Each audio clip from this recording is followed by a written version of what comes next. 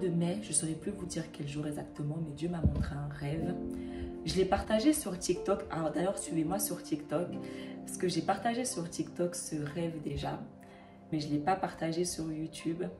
Donc voilà, je viens partager ce rêve avec vous. Un message qui m'a transmis très important. Et je sais qu'en fait, ce message n'était pas pour moi, parce que c'est une vérité que je sais déjà, mais que ce message était pour que je le transmette au monde. C'est ce que je fais, tout simplement. Je suis obéissante. Je retransmets les messages que Dieu partage. Voilà, c'est le but de cette chaîne YouTube. Retransmettre les messages que Dieu me partage. Alors si c'est quelque chose qui vous intéresse de savoir connaître ce que Dieu me dit, abonnez-vous tout simplement à ma chaîne. Partagez mes messages, likez, commentez pour l'algorithme YouTube. Dans ce rêve que Dieu m'a montré, je me rappelle sur TikTok, j'avais un peu mis du temps à partager ce message. J'avais mis au moins un bon petit 3 semaines. Parce qu'en fait, je ne comprenais pas vraiment pourquoi, qu'est-ce que Dieu attendait de moi et tout. Donc, j'ai pris du temps à partager. Et en fait, je vais vous raconter ce rêve, hein, tout simplement. Alors, cette nuit-là, Dieu m'a montré plusieurs rêves, dont ce rêve que je vais vous raconter. Dans ce rêve, j'étais avec un homme. Il y avait un homme blanc à côté de moi, comme d'habitude. Maintenant, je pense qu'on est arrivé à un stade où on sait, on comprend. Cet homme qui sait, qui est toujours près de moi, toujours. Des fois, il est juste là, il ne parle pas. Des fois, je ne le vois même pas, mais je peux juste sentir qu'il est là. Et donc, une petite fille, elle vient me voir. J'avais compris qu'il y avait son père, parce que je me rappelle, j'avais pu voir son père. La petite fille, elle a laissé son père comme si elle ne voulait pas que son père la voie et me parler et me dire ça. Donc, elle est venue un peu en cachette, entre guillemets. Elle est venue vers moi. Elle a commencé à me dire, moi, je suis musulmane, mais je sais que la vérité, c'est ce que vous croyez. Je sais que la vérité, ce sont vos croyances. La vérité, c'est Jésus. Et je sais que nous, en tant que musulmans, nous ne sommes pas dans la vérité. Je sais que la vérité, c'est Jésus. Et cette partie de ce rêve s'arrête. Et en fait, quand je me suis réveillée, c'est là que j'ai eu un peu la confusion parce que je me suis dit, pourquoi Dieu m'a montré ce rêve? Quel était le but? Parce que c'est une vérité que je connais déjà. Je sais déjà que la vérité, c'est Jésus. Donc, Dieu sait que je sais déjà que la vérité, c'est Jésus. Il sait. Il sait que j'ai aucun doute là-dessus. Il sait que je sais que toutes les religions et toutes les croyances hors Jésus sont dans le faux. Donc, je me suis dit, mais pourquoi, dans ces cas, me montrer ce rêve? Me passer ce message? Quel est le but? Qu'est-ce qu'il attend de moi à travers ce message? Et c'est là que j'ai compris qu'il veut que je partage ce message au monde. Il veut que peut-être que je partage ce message à ses enfants qui n'ont pas encore cette vérité. Parce qu'il y en a beaucoup, même dans mon entourage, je le vois qu'il y a beaucoup qui n'ont pas encore cette vérité.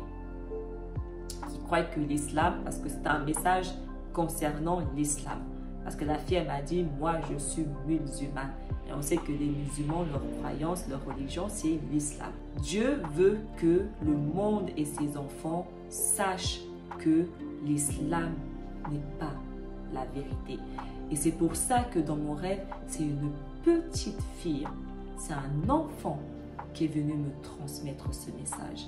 Dieu n'a pas envoyé n'importe qui me transmettre ce message. Dieu m'a envoyé un enfant me transmettre ce message. Et on sait, bibliquement et même dans le monde, ce que représentent les enfants. Les enfants sont innocents. Et on sait aussi que la vérité sort de la bouche des enfants, justement à cause de leur innocence, à cause de la pureté de leur cœur. J'ai décidé d'être obéissante. Et je sais que ce message ne va pas forcément être bien pris. Je ne suis pas là pour essayer de convaincre qui que ce soit. Je suis là uniquement pour transmettre des messages de Dieu. Ceux qui y croient, y croient. Ceux qui n'y croient pas, ce n'est pas mon problème. Je ne suis pas là pour me soucier de est-ce que les gens me croient ou est-ce que les gens ne me croient pas. Tout ce qui m'importe, c'est de transmettre les messages et de faire la volonté de Dieu. Et la volonté de Dieu est que je retransmette ce message. L'islam n'est pas la vérité. Ils sont dans le faux. cette religion n'est pas de Dieu. La vérité, c'est Jésus. Jésus le dit, je suis le chemin, je suis la vérité et je suis la vie. On va parler de cette religion. J'ai pas lu le livre entier, mais j'ai lu des petits passages du Coran parce que je suis une curieuse. Et ce que j'ai lu, je me suis dit, ok, boy, je veux pas en savoir plus. Bref, soyons logiques. L'Ancien Testament et le Nouveau Testament, il est écrit dans le Coran que ces deux livres disent la vérité et il est écrit dans le Coran qu'il faut croire en ce qui est écrit dans ces deux livres. Je n'invente pas, c'est écrit dans le Coran, ils le savent. Mais les autorités islamiques interdisent leur population de lire ces deux livres. Et ça ne choque personne. Les gens ne sont pas assez curieux pour se dire pourquoi. Si le livre dont on croit, parce qu'ils croient en leur livre, ils croient au Coran, si ce livre vous dit de connaître les deux premiers livres parce que ces deux premiers livres sont la vérité, pourquoi vous n'obéissez pas à ça? Pourquoi vous ne prenez pas le temps d'aller lire ce qu'il y a dans ces deux premiers livres? Ça n'a aucun sens. Ils ne sont pas curieux. Peut-être c'est moi, je suis peut-être un peu trop curieuse. Ils ont aussi du mal à comprendre la différence entre la Bible et la Torah. La Bible est l'ensemble de la Torah, qui est l'Ancien Testament, et du Nouveau Testament. Ces deux livres regroupés représentent la Bible. Ce que Dieu nous dit de croire en ces deux livres. Mais les Juifs ne croient pas au Nouveau Testament. C'est pour ça que les Juifs ne lisent pas la Bible. Ils croient seulement à l'Ancien Testament. Et c'est pour ça que les Juifs, eux, ils lisent que l'Ancien Testament qu'ils ont appelé la Torah. Mais nous, les chrétiens, nous croyons à la Torah et nous croyons au Nouveau Testament. Nous croyons aux deux livres. Et c'est pour ça que nous avons fait les deux livres, un seul livre que nous avons appelé Bible. Là où je veux en venir, c'est que le dernier livre de la Bible, donc du Nouveau Testament, il a été écrit 70 ans après la mort de Jésus. Le dernier, le livre d'Apocalypse, a été écrit 70 ans, si je ne me trompe pas, après Jésus-Christ. Donc tous les livres du Nouveau Testament sont des livres qui ont été écrits par des personnes qui étaient soit des disciples de Jésus, donc qui étaient avec Jésus, qui ont vu ça de leurs propres yeux, qui ont témoigné parce qu'ils ont vécu. C'est pas on leur a raconté, c'est eux qui nous racontent ce qu'ils ont vu, ce qu'ils ont vécu, ce qu'ils ont vu Jésus dire, Jésus faire et ce qu'ils ont entendu Jésus dire, parce que c'est à eux que Jésus a dit ça.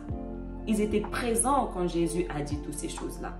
D'accord? Et ça a aussi été écrit par des gens qui n'étaient certes pas des disciples de Jésus, mais qui vivaient à cette même époque. Donc, qui ont connu Jésus. L'apôtre Paul, par exemple, c'était certes pas un disciple de Jésus, mais il faisait partie des pharisiens qui ont persécuté Jésus.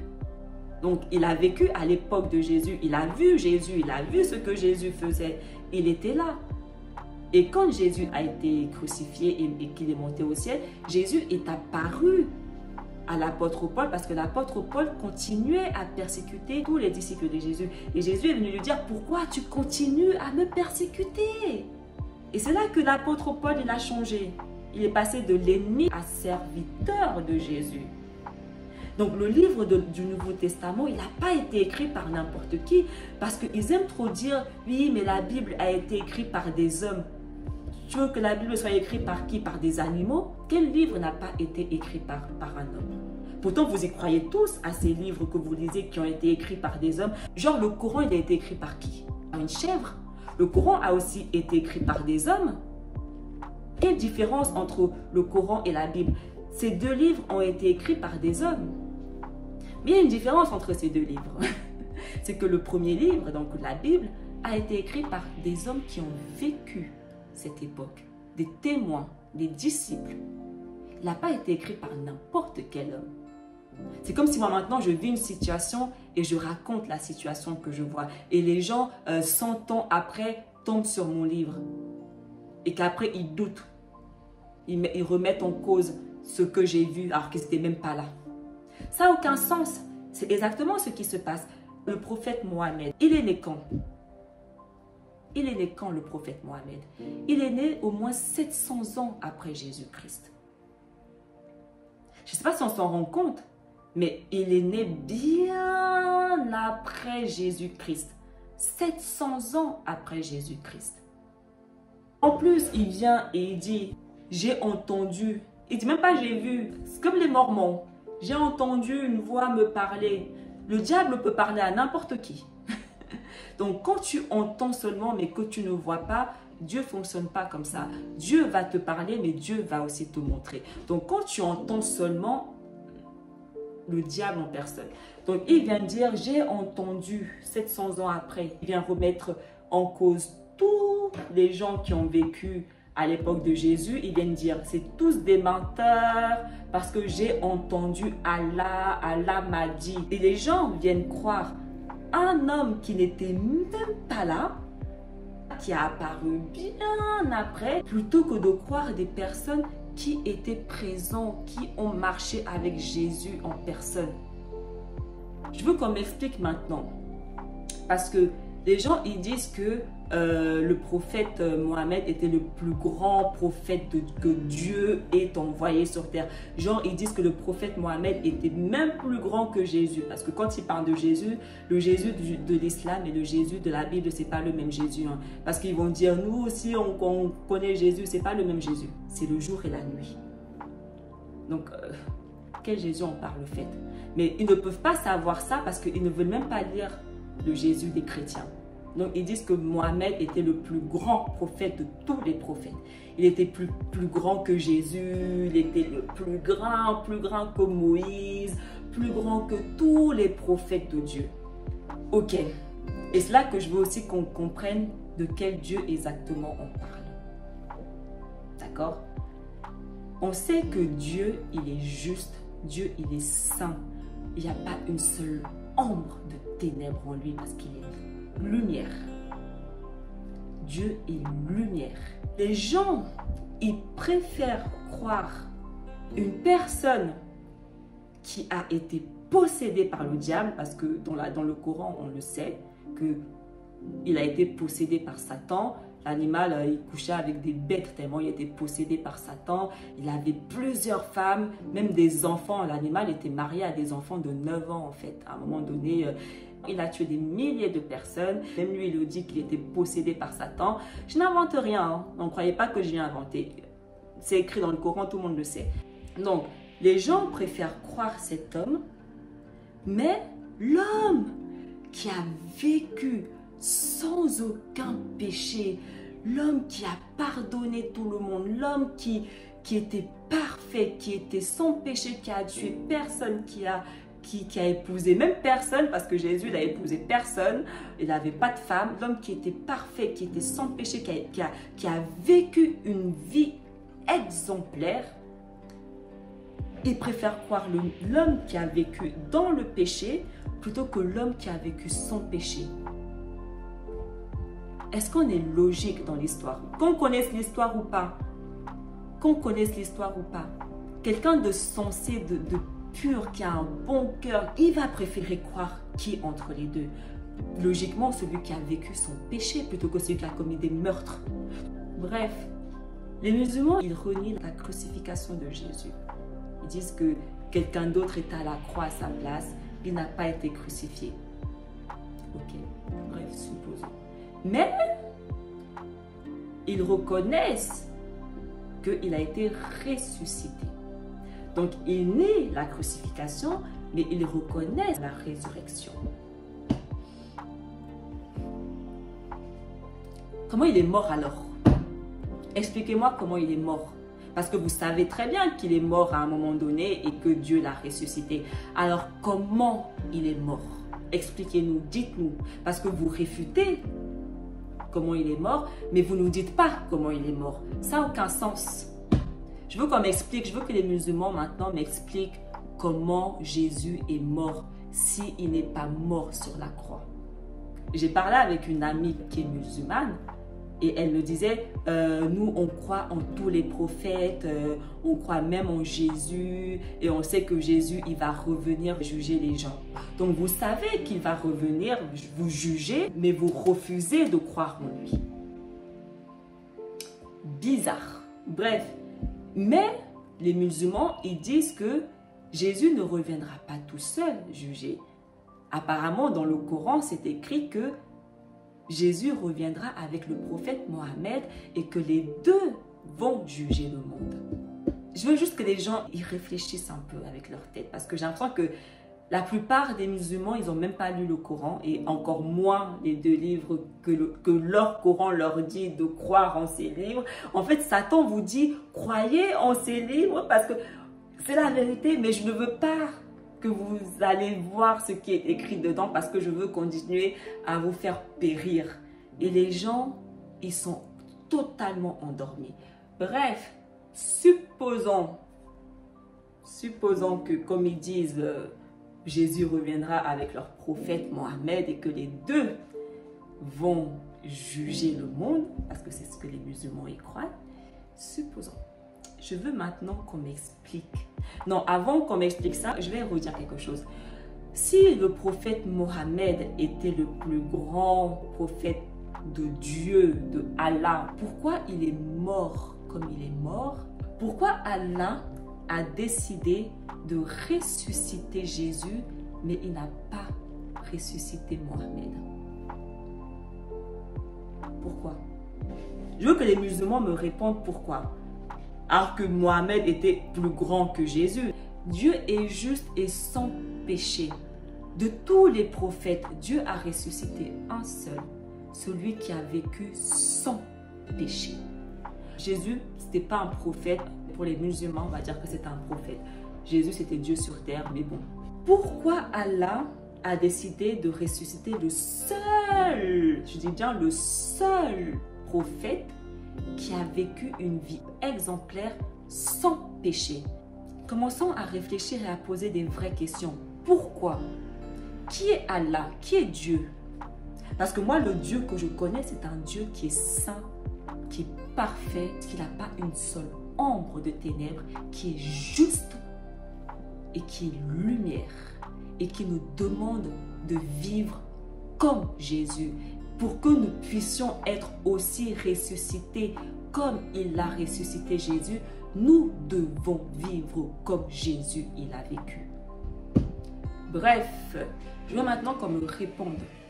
Pourquoi le plus grand prophète de Dieu qui est censé revenir sur terre juger la population avec Jésus, pourquoi personne, j'ai jamais entendu une vidéo, quelqu'un qui vient témoigner que le prophète Mohammed lui est apparu? Pourquoi? Pourquoi le prophète Mohammed, qui était le plus grand prophète de Dieu, n'est jamais au plus grand, jamais apparu après sa mort à qui que ce soit? Pourquoi? Et je veux maintenant que vous me répondiez pourquoi. Par contre, Jésus, qui a été ressuscité par Dieu, parce qu'il a vécu une vie exemplaire sans péché, pourquoi lui, il apparaît à tout le monde? Il y a des milliers, des millions de témoignages et je suis la première, moi-même, il m'est apparu. Et c'est comme ça que j'ai commencé à croire en lui, à le suivre parce que il m'est apparu. J'ai vu Jésus, il m'est apparu dans un rêve. Il m'a montré son visage et je ne suis pas la seule. Des millions de personnes peuvent témoigner parce qu'ils ont vécu la même situation que moi. Jésus est apparu à des millions de personnes. Pourquoi Jésus apparaît à des millions de personnes, mais le prophète Mohammed n'apparaît à personne? Pourquoi? Qui est Allah? Qui est Dieu? On parle de quel Dieu là? Qui est Dieu? Jésus, il vous dit, croyez en moi parce que je suis le chemin, la vérité et la vie. Que si vous ne croyez pas en moi, vous n'irez jamais au paradis. Mais vous décidez de ne pas croire en lui. Celui qui a vécu une vie exemplaire, qui a été ressuscité par Dieu et qui vous apparaît, qui apparaît au monde entier. La seule personne qui vous dit ça, qui vous dit « Je suis la vérité, croyez en moi », vous refusez de croire en lui.